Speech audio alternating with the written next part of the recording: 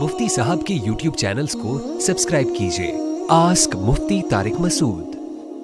ख़वातीन अगर मस्जिद में नहीं जा सकती तो काबा क्यों जाती हैं? अगर मस्जिद में औरत का आना मना है तो फिर काबतुल्लाह शरीफ में औरतें क्यों जाती हैं सनाउल्लाह सजावल से?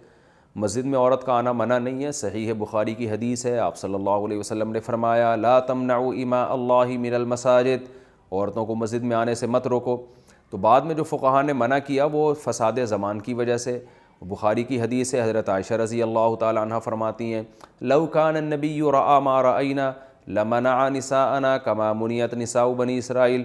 अगर नबी हमारे ज़माने की ख़वातीन को देख लेते, अम्मी आयशा फरमाती हैं, तो औरतों को मस्जिद में आने से रोक देते। तो वो फितने की वजह से मना किया गया है कि औरतें आएंगी तो आजकल ख्याल नहीं करती हैं पर्दे का, और औरत के लिए खुशबू लगा के निकलना भी हराम है, तो मस्जिद में कहीं वो फ़साद ना हो। क्योंकि औरत को मस्जिद में आने की इजाज़त तो दी गई है, तरगीब नहीं दी गई है।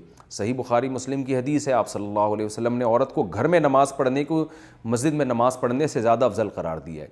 लेकिन इस पर भी उलमा का तकरीबन इजमा है कि मस्जिद हराम इससे मुस्तस्ना है, क्योंकि मस्जिद हराम में जो इबादतें होती हैं वो आम मस्जिदों में नहीं होती।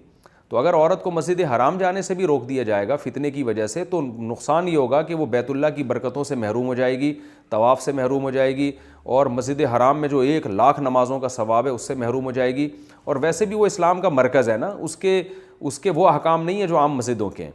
तो इसलिए वहाँ उस जगह को मुस्तस्ना किया गया है इससे कि भाई वहाँ पर औरत के लिए अफजल यही है कि वो मस्जिद हराम में जाए और वहाँ नमाज़ पढ़े, तवाफ़ करे और वहाँ की बरकतों का अपनी आंखों से मुशाहिदा करे।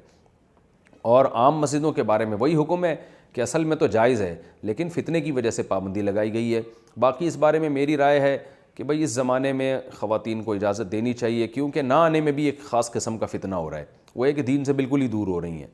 तो वो मेरा इस पर मुदल्लल एक क्लिप यूट्यूब पे मौजूद है, अभी इसका मौका नहीं है, वो सुन लें आप।